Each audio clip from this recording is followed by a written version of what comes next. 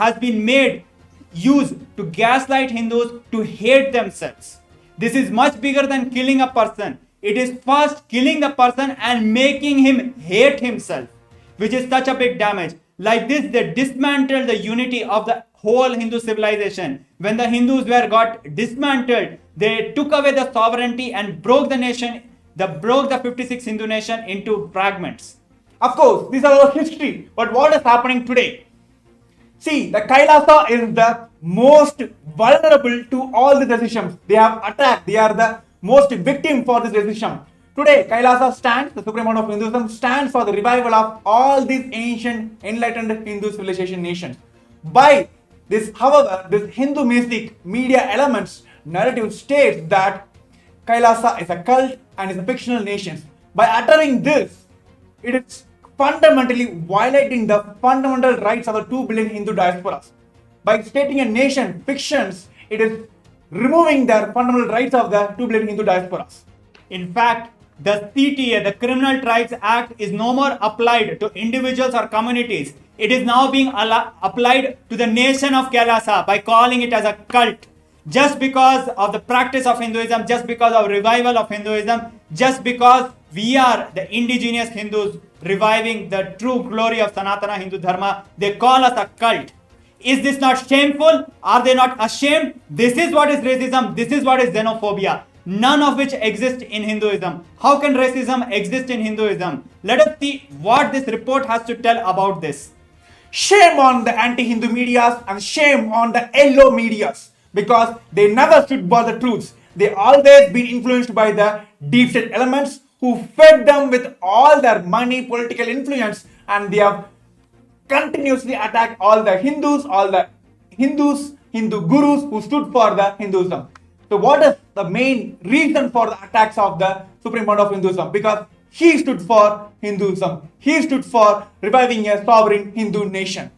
Now let us understand what was lost and how much was lost. We see the destruction. Let me read the report for you. The Hindu Holocaust has, for the last 2000 years, gone through a massive destruction, resulting in loss of 56 Hindu nations that spanned over 6 million kilometers square of Asia. This resulted in the loss of more than 500 million lives. More than 4 million Hindus were enslaved. More than 160 million Hindus were starved to death. Thousands of temples were destroyed, and more than a million Hindu educational institutions were destroyed. Libraries were burned down. Yes, these numbers are very important. Not only for the global viewers, even for the neo-Hindus, because they doesn't know about the history, because the very history has the very Hindu Holocaust. Today, whatever the history you know about Hinduism, it is fabricated by the British colonizers and this anti-Hindu medias.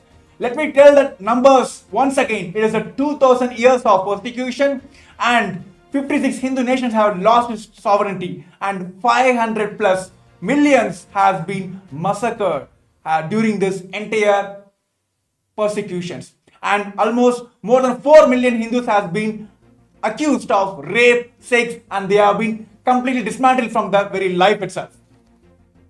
But understand, all these things never happened in Hindu nations. The reason is there was no casteism, there was no xenophobia, there was no racial discrimination. How can there be any racial discrimination or casteism in Hinduism when we believe the glorious principles of Hinduism? Now let us see directly from the report what it has. Of course, the fundamental principles taken, the measure taken by the KAILASA is implementing Paramashivam, that is, you are Paramashiva. Which nation, which community, which religion even gives this rights to everyone that you are treated as the ultimate body of the religion? But of course, we're bringing more facts to all of you. We want all the viewers to stay tuned with us.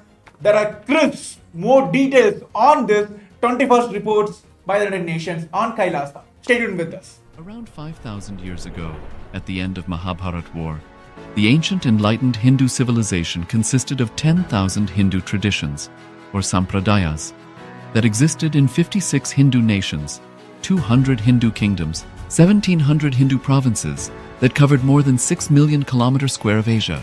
The Supreme Pontiff of Hinduism, SPH, BHAGAVAN Nithyananda Paramashivamam, is the reviver of KAILASA, this ancient, enlightened Hindu civilizational nation.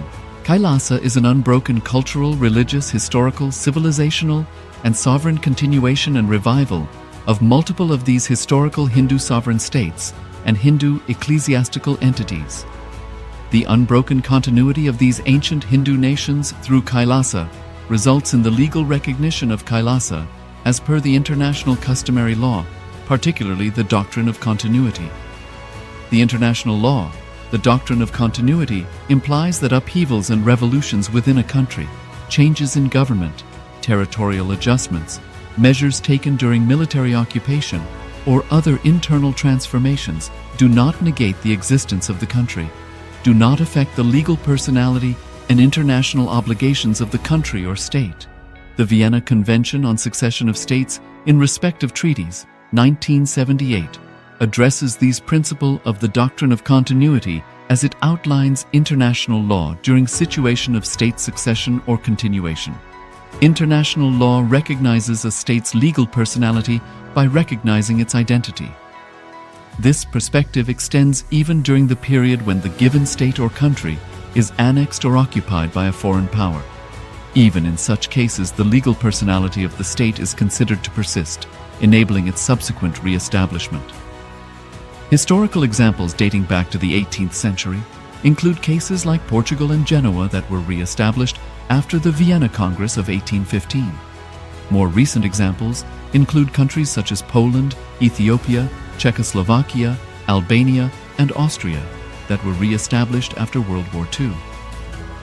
Even when a nation is deprived of its territory, the nation continues to exist. Its sovereignty and international legal personality continues to persist. The Dalai Lama, as the spiritual and temporal leader of Tibet, exemplifies this principle. In 1959, the Dalai Lama was exiled and forced to flee. Despite the challenges faced, the Dalai Lama continues to advocate for the preservation of Tibetan culture and garners worldwide support for Tibetan autonomy on the global stage. Similarly, from 1309 to 1376, the Pope of Catholicism had been in exile in Avignon. Despite this, he was recognized as the head of state as well as head of the church and given full privileges of the position after their return to Rome. Even in 1861, much of the papal territories had been lost, leaving the Pope with no sovereign territory. The last segment we have spoken about the six